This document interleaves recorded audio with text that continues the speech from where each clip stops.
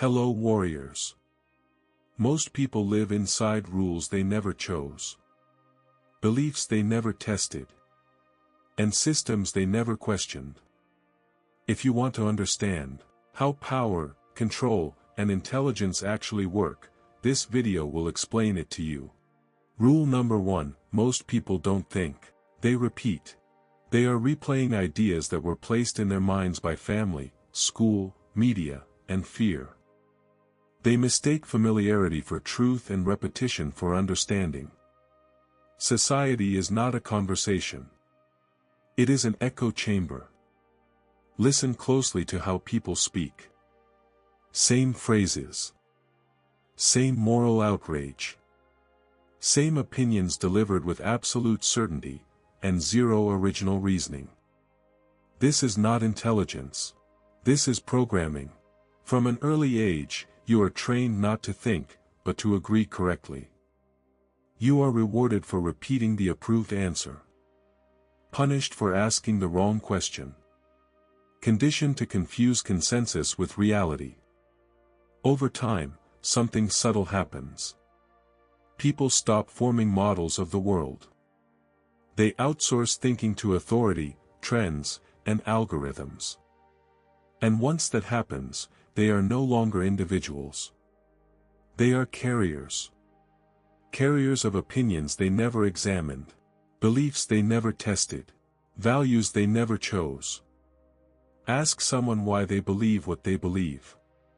Watch how quickly the mask slips.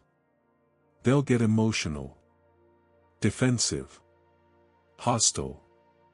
Because when a belief is not built through thinking, it must be protected through emotion. That's the first rule of mental control. If you can't defend an idea logically, defend it morally. Most people don't want truth. They want psychological safety. Truth requires friction. Truth requires isolation. Truth requires admitting that you might be wrong, and most egos would rather die than do that. So people repeat. They repeat what makes them feel accepted.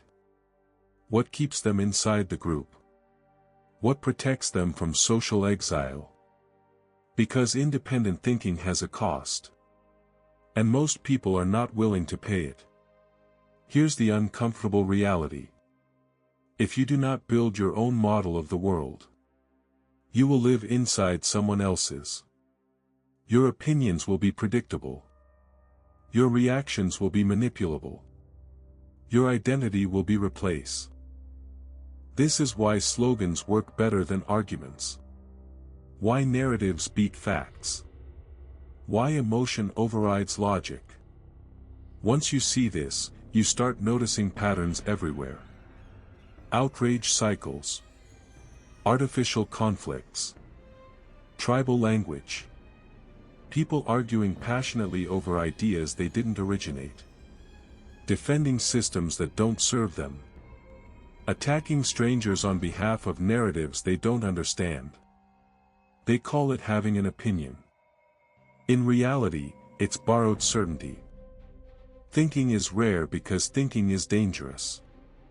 To think independently means risking social rejection, standing without consensus, being misunderstood, being alone with uncertainty. Most people would rather be wrong together than right alone. And systems are built on that weakness.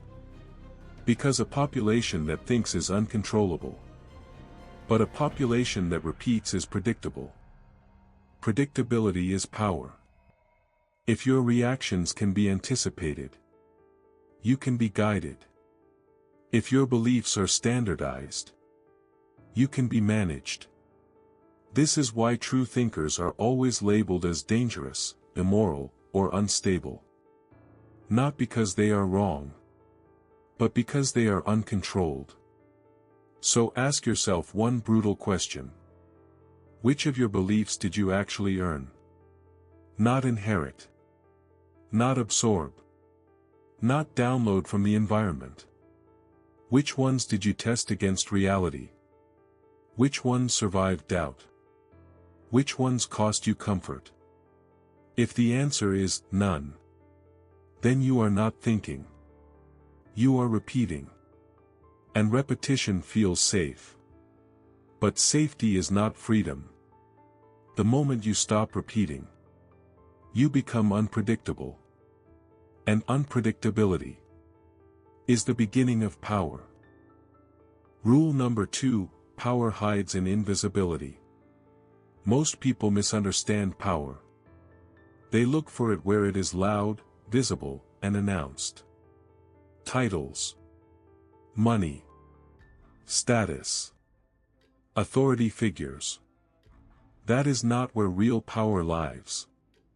Real power hides. It does not introduce itself.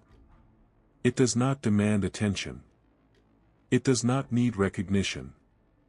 The most dangerous form of power is the one you don't notice.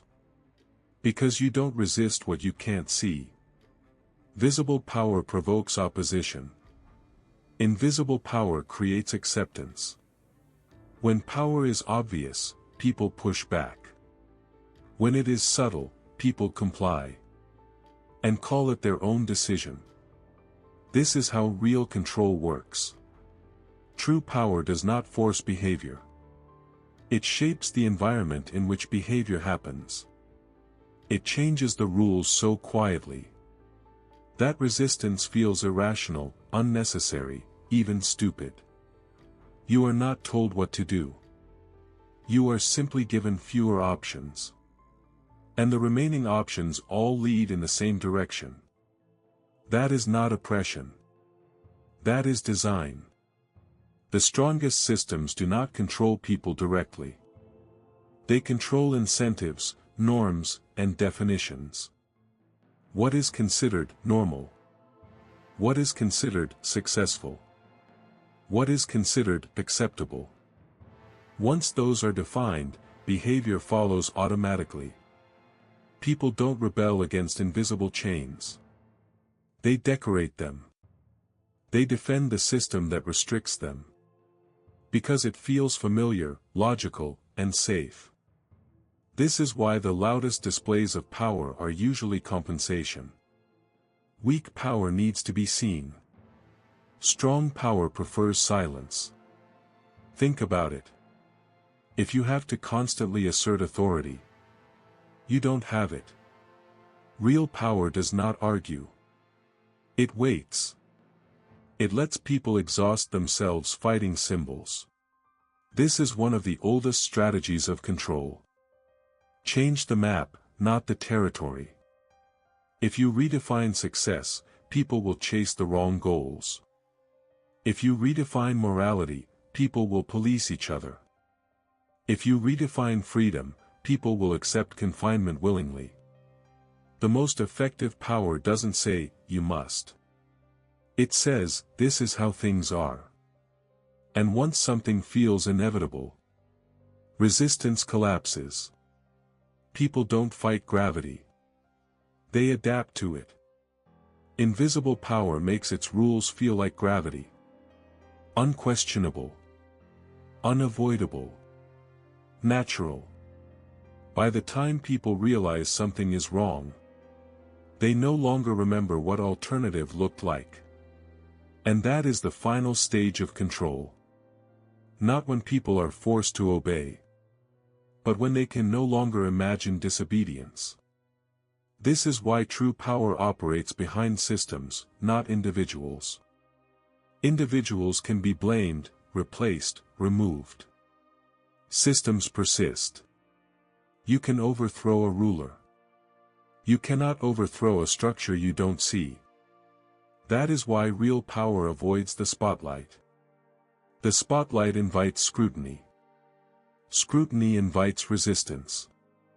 Silence invites obedience. So if you want to understand power, stop watching who is speaking. And start watching what is no longer questioned. What assumptions are treated as facts? What rules are followed without discussion? What choices feel obvious? That is where power lives. And the moment you see it, it loses part of its grip. Because invisible power depends on one thing above all: your unawareness. Rule number 3, morality is often a control system. Most people believe morality exists to define what is right and wrong.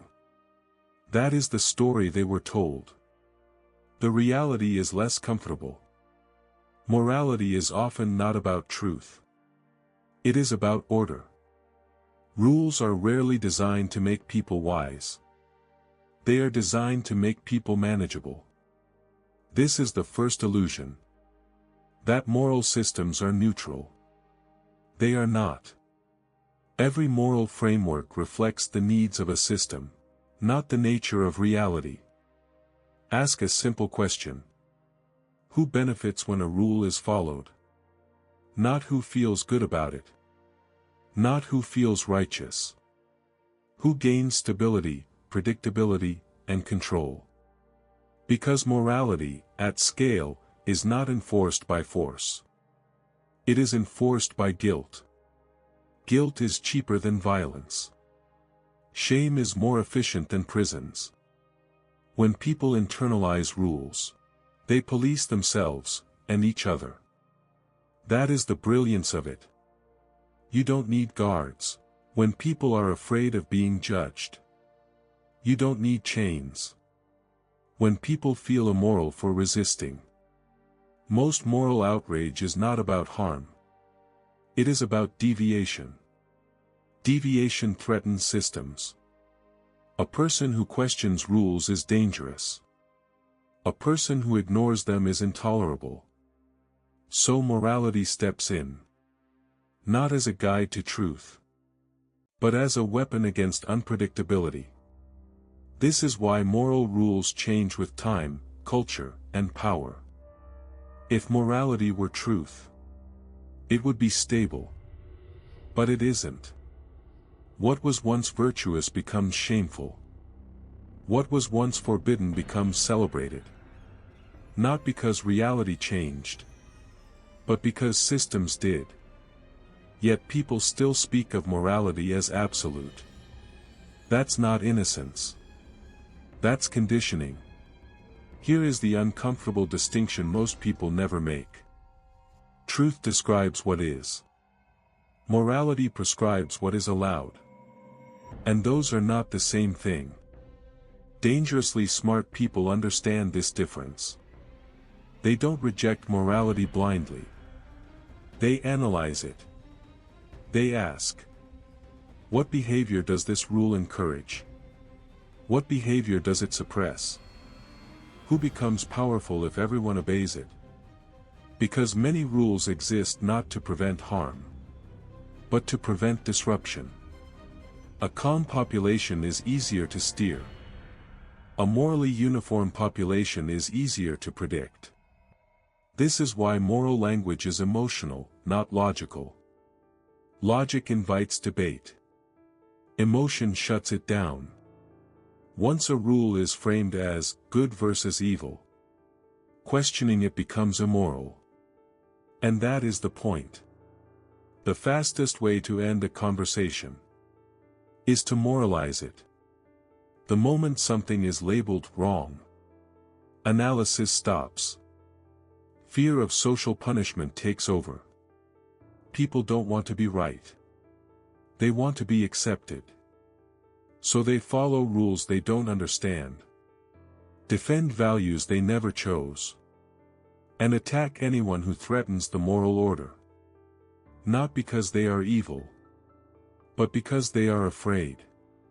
Afraid of exclusion. Afraid of judgment. Afraid of standing alone without moral cover. Morality gives people certainty. And certainty is addictive. But certainty is not intelligence. Intelligence lives in ambiguity. In tension. In the ability to hold ideas without immediately judging them. That ability is rare. And dangerous. Because someone who sees morality as a system, not a sacred truth, cannot be easily controlled by shame. They are not impressed by moral performance. They are not paralyzed by accusation. They ask a different question. Does this rule reflect reality? Or does it serve order? And once you ask that, you can no longer unsee the answer. This doesn't make you immoral. It makes you aware. And awareness is threatening to any system built on unquestioned obedience. Rule number 4, emotions are predictability. Most people believe emotions make them human. They think feeling deeply means living fully. What they don't realize is that emotions make them predictable. And predictability is vulnerability. Every emotion follows a pattern.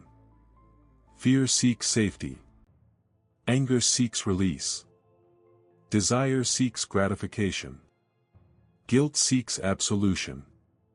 If someone can trigger your emotions, they don't need to control you directly. They already know what you'll do next. This is the core truth of psychological control. Whoever controls your emotional state controls your decisions. Not through force. Through reaction. Most people don't act. They react. They see a headline, feel anger. Hear criticism, feel shame. See approval, feel relief. And each feeling pushes them toward a predictable behavior. When you are emotional, you are fast.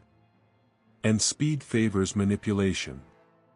This is why emotional people believe they are free, while being entirely guided. They call it passion. In reality, it is exposure. The more emotional someone is, the easier they are to steer. This is why systems constantly stimulate emotion. Emotion doesn't just influence decisions. It replaces them. Logic requires distance. Emotion collapses distance. Once distance is gone, so is control. This is why coldness is misunderstood. Coldness is not apathy. It is delay. It is the space between stimulus and response. That space is where freedom exists. A cold mind can observe fear, without becoming it. This is not weakness. This is armor.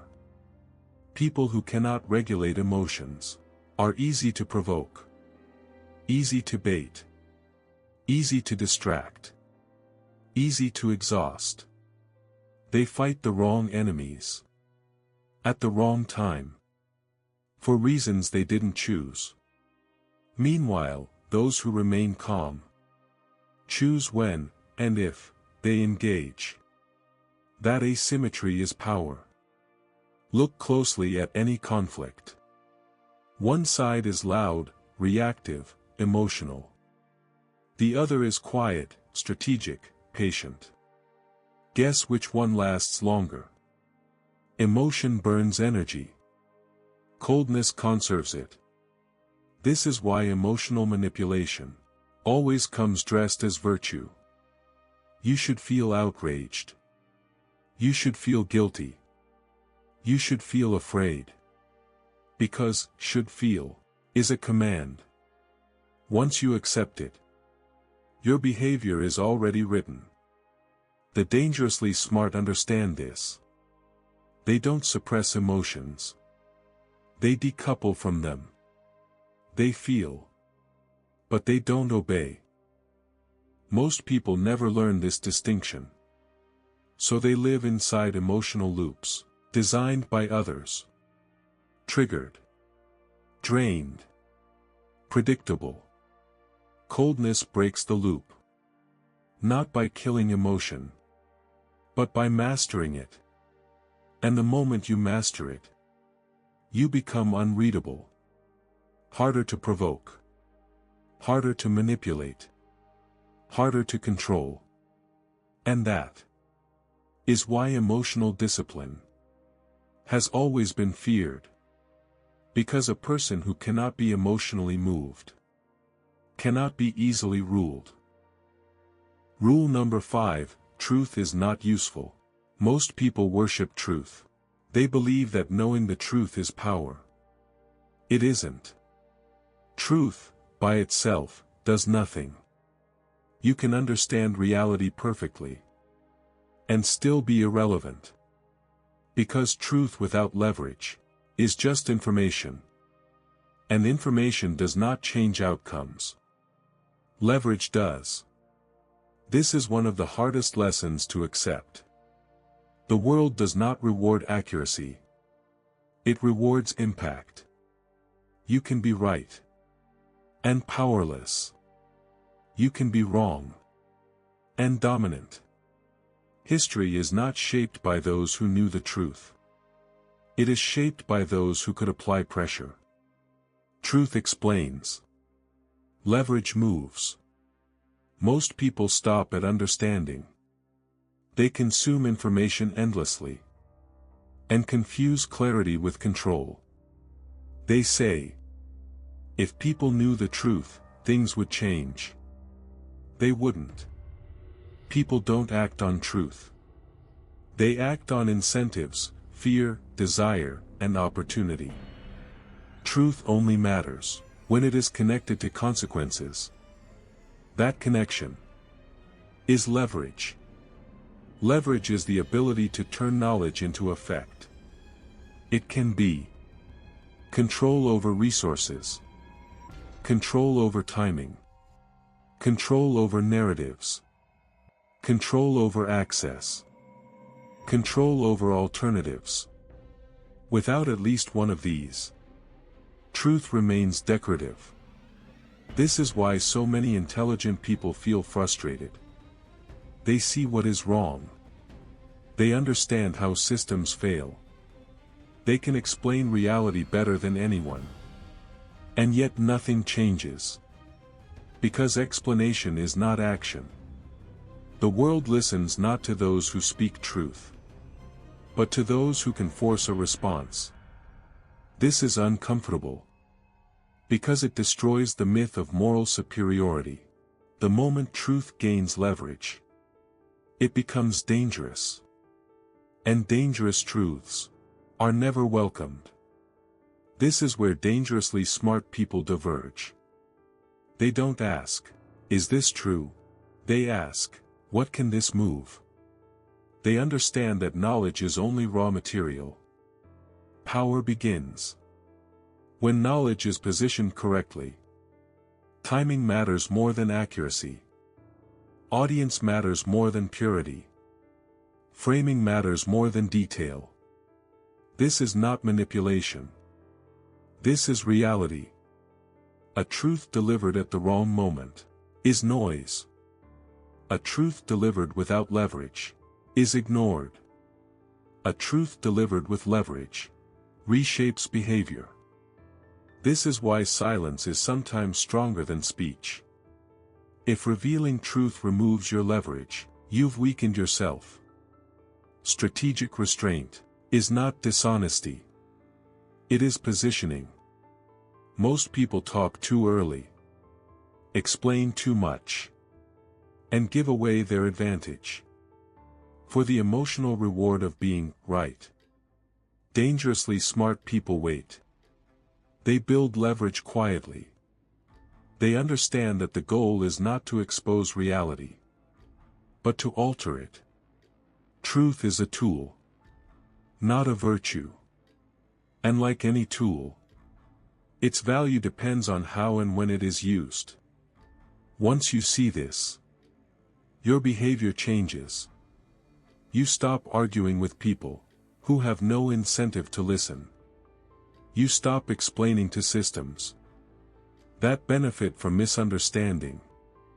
You stop mistaking honesty for effectiveness. Instead, you ask the only question that matters. What happens if I act on this? If the answer is nothing, then truth alone is insufficient.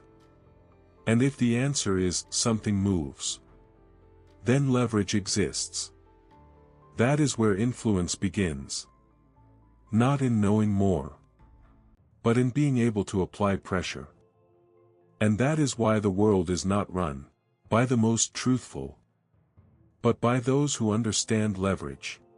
Rule number 6, freedom is the ability to say no, and survive. Most people believe they are free because no one is openly forcing them. That belief is fragile. Freedom is not the absence of chains.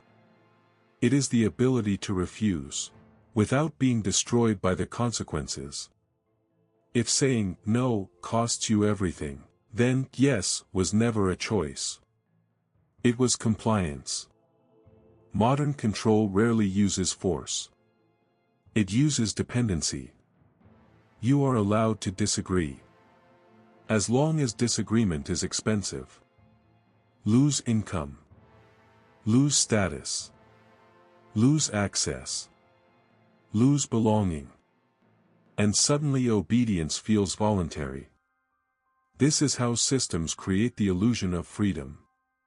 You can speak, but not without consequences.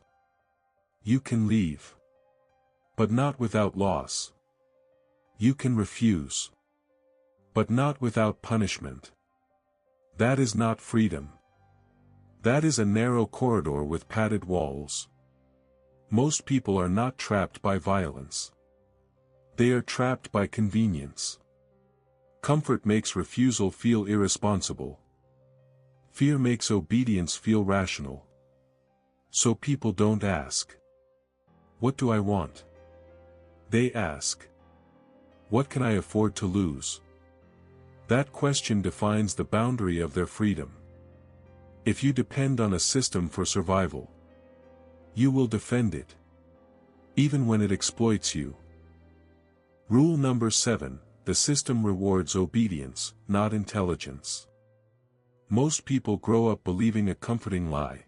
That if you are smart enough, capable enough, insightful enough, the system will notice. It won't. The system does not reward intelligence. It rewards obedience. Intelligence is tolerated only when it is useful, quiet, and compliant. The moment intelligence becomes inconvenient, it is ignored, sidelined, or punished. This is not a flaw in the system. This is the system. Large structures don't seek truth. They seek stability. And intelligence is destabilizing. A thinking individual asks questions. Questions slow processes. Questions expose inefficiencies. Questions threaten authority. So intelligence, on its own, is a liability. That's why systems prefer predictable performers over unpredictable thinkers. Someone who follows instructions flawlessly is more valuable than someone who understands them deeply, but questions their purpose. This is why so many intelligent people feel invisible. They see patterns others miss. They understand problems at a structural level. They know what should change. And nothing happens. Because insight without leverage is noise. The system doesn't promote those who are right. It promotes those who are aligned. Alignment beats brilliance. Reliability beats insight. Silence beats accuracy. If your intelligence cannot be ignored, then it becomes power. If it can be ignored, it is a hobby. This is the brutal dividing line. Most smart people never cross it. Because they believe intelligence should speak for itself. It doesn't. The system is not a meritocracy. It is a filter. And the first thing it filters out is independent thought. Think about how success is actually measured. Not by depth of understanding, but by compliance with metrics. Not by wisdom, but by performance indicators. Not by originality, but by how well you fit inside predefined roles. The smartest person in the room is often the least dangerous. Because they are too busy analyzing to reposition themselves.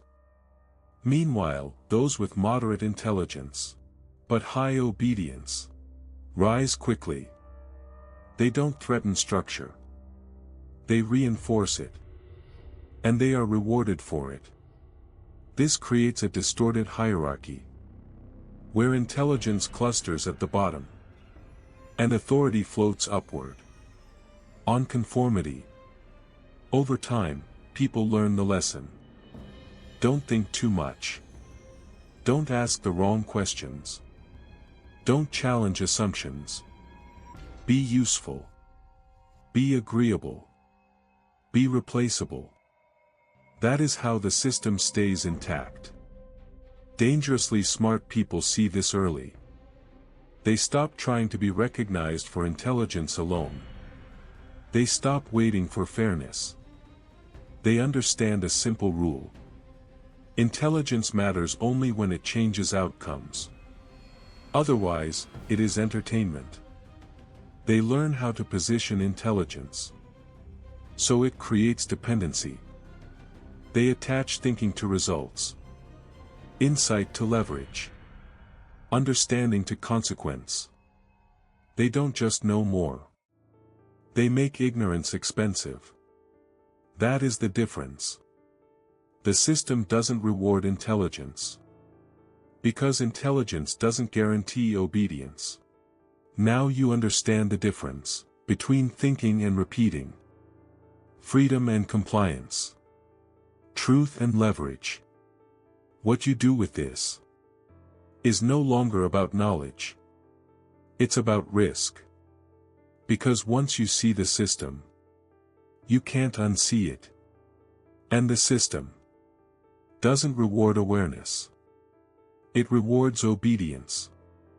Choose carefully.